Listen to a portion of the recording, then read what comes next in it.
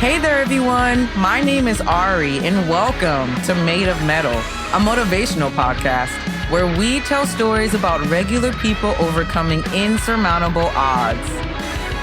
Now, I don't know if you guys have any Marylanders in your life, besides me, of course, but one thing about us, we are crazy proud of our state. Heavy on the crazy. We put our state flag on anything you can think of.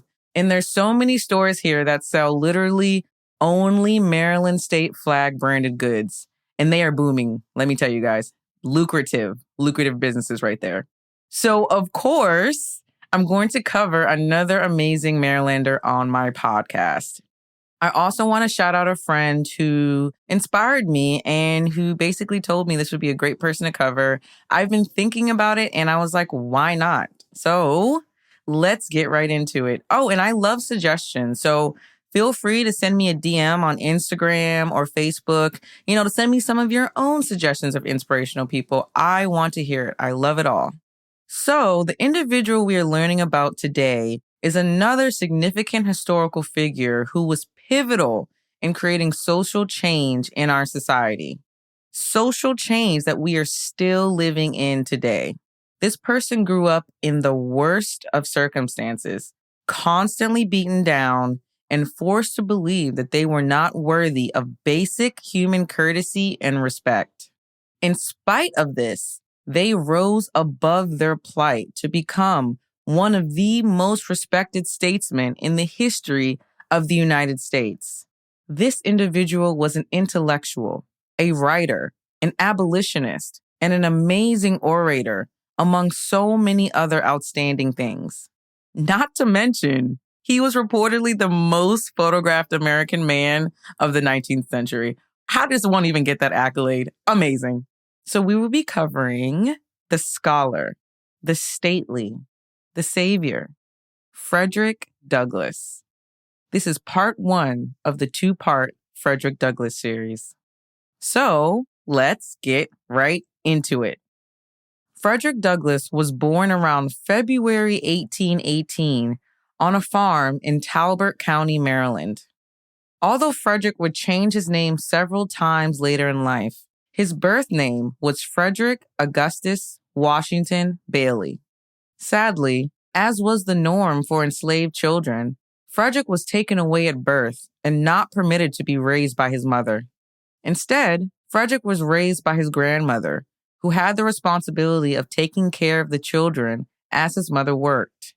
Frederick's mother was a field hand on a plantation that was more than 10 miles away.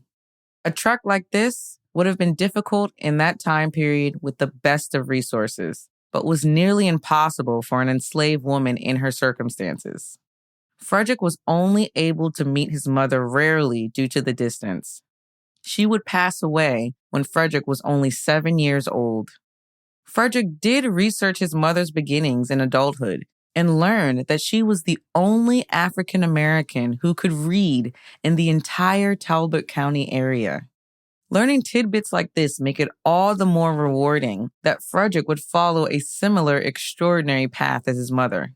Around the age of 6, Frederick was moved to another plantation in the area.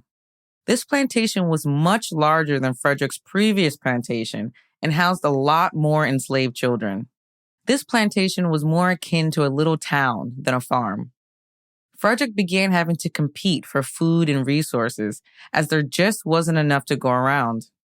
After spending a bit of time at this plantation, Frederick was then sent to live with the relatives of his first owner, a couple with a child living in Baltimore, Maryland. Upon arrival, Frederick was instructed that he was to help care for and raise the couple's young son. A happy consequence of this was that the mother taught Frederick to read right beside her own son. When the father learned of these lessons, he immediately put a stop to it, saying that teaching a slave to write would spoil them. In Maryland, as with most states where slavery was active, teaching a slave how to read and write was literally illegal. Did Frederick allow this setback to stop him from maintaining his right to education? Absolutely not. Frederick became his own teacher, bartering with the poorer white residents for literacy lessons and reading school books that were left sitting around by his young ward.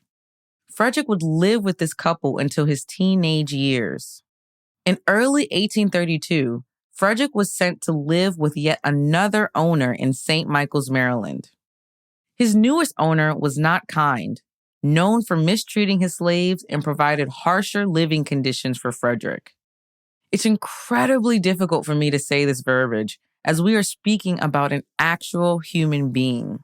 After living in St. Michael's for a bit, Frederick was leased to a local farmer who had made his name as a slave breaker. This was someone who made a living abusing slaves in order to subdue them, subjecting them to cruel punishments and psychological torture. Terribly inhumane treatment that was meant to literally break a person was what Frederick had to live through and endure for an entire 6 months. It was here that Frederick would engage in one of the most difficult fights for his life, both mentally and physically. As with any other day, the farmer tried to physically assault Frederick in order to make him comply.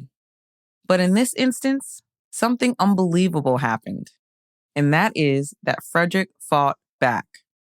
This was quite the shock for the farmer, and the man became locked in an intense struggle. After all was said and done, it was Frederick who emerged victorious. Frederick and the farmer both came away from that fight completely changed. From that day forward, the farmer did not lay another hand on Frederick. This is when Frederick learned the true value in fighting for what you believe in. After leaving the abusive farmer, Frederick ended up on another plantation owned by William Freeland. This living situation was much more ideal compared to Frederick's previous home, but his heart stayed the same. Frederick wanted his freedom, and he was going to get it.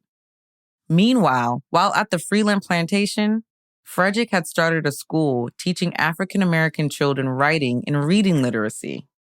While he was doing what he could to help those around him, Frederick was planning his escape with a few other men to Pennsylvania. Regrettably, this plan was found out, and Frederick, along with everyone involved, was arrested. Although this situation could have turned out disastrously for Frederick, it actually was a blessing in disguise. Frederick was sent back to live with the couple and the young son, whom with Frederick had first learned how to read and write. Frederick arrived in Baltimore and began working at a local shipyard. This was an enormous feat, as working for a shipyard meant that Frederick received a working man's wage. Insanely, Frederick was required to give his wages to his owners and would then receive a small percentage back. With Frederick returning to Baltimore, he re-entered the local Black community and began to make connections. It was here that Frederick would meet his future wife, a freeborn African-American woman named Anna Murray. They would later on have 5 children together. One upside of his current living situation was that the couple that owned Frederick allowed him the ability to move about the city with limitations. One night, Frederick attended a religious meeting that required him to postpone paying his weekly wages to his owners. When Frederick returned home, he was threatened, scolded, treated like a child who had committed a heinous act and needed to be disciplined. This exchange did nothing but spur Frederick to again seek to free himself from his captors. Around September 1838, Frederick was finally able to escape by impersonating a sailor and using fake documentation to travel away from Baltimore. Frederick traveled by ship to Wilmington, Delaware, took another steamboat to Philadelphia, Pennsylvania, and finally a train to New York City. Frederick traveled over land and seas to reach his freedom, all the while risking capture and certain death. Although the North was considered a free land, it was not necessarily a haven for slaves escaping to freedom. There were many hunters who traveled to New York City just to capture fugitive slaves for the bounty money. While trying to maintain a low profile, Frederick changed his last name from Bailey to Johnson. Thankfully, Frederick was also assisted by a fellow African-American abolitionist named David Ruggles. Frederick's wife arrived in New York City a few days later, where they would be officially married. After getting married, the couple moved on to New Bedford, Massachusetts. This was a safer location than New York City, and it offered Frederick an opportunity to use the skills he'd acquired while working in the shipyard in Baltimore. Frederick and his wife were able to live with another couple, the Johnsons, while in New Bedford. It was at this junction that Frederick decided to change his name again, as the last name Johnson was much more prevalent in the New England area. Frederick changed his last name to Douglas after a suggestion by his current roommate, who had seen the name in a Sir Walter Scott poem. Frederick was eventually able to find work in the area, but not in the shipyard as he'd imagined. Due to blatant racism at the time, Frederick was not able to work as the white workers refused to work alongside African-American workers. Instead, Frederick was able to find work as a common laborer, earning his first monies as a completely free man. The Massachusetts area had a strong abolitionist movement, and Frederick discovered an abolitionist newspaper called The Liberator. In 1841, Frederick decided to attend the Massachusetts Anti-Slavery Society Convention. While at the convention, a gentleman by the name of William Coffin invited Frederick to speak to the attendees after having heard Frederick's stunning oratory skills in New Bedford. Frederick's speech was an absolute hit, and he was promptly recruited to join the group. It can truly be said that Frederick was an abolitionist his entire life, but he began to travel and spend his time promoting after joining the Massachusetts Anti-Slavery Society as well as the American Anti-Slavery Society. The belief of the American Anti-Slavery Society was that slavery was a moral wrong that should be eradicated through nonviolent means in education. Frederick was particularly strong on promoting the nonviolent aspect of resisting slavery. In 1843, Frederick attended the National Convention of Colored Citizens in Buffalo, New York. While there, another African-American abolitionist named Henry Highland Garnett gave a speech with the central theme of slaves having a violent uprising against their owners. This was a controversial declaration and one that sparked a fierce debate between Frederick and Henry. Frederick made it clear that he did not support such a notion or any plan of action that insinuated or required violence. Consequently, Frederick strengthened his beliefs, put him at odds with those who looked just like him. Other African-American abolitionists were very much in favor of the idea of an uprising, putting Frederick as the odd man out. Although his beliefs were not universally liked or accepted, this did not prevent Frederick from being vocal about them. It's difficult to stand up for what you believe in, but even more so when the people who are supposed to be your allies become your opposition. Frederick's strength of character, his unending curiosity, and intelligence, so much can be said for the fire that was inside Frederick Douglass. Frederick had the almost magical ability to connect with a crowd and impart a piece of himself, his passion for peace, education, and freedom for all. Enough that people of all colors would travel far and wide just for a chance to hear him speak. To be able to command a room in that manner requires a degree of self-assurance that we could all aspire to.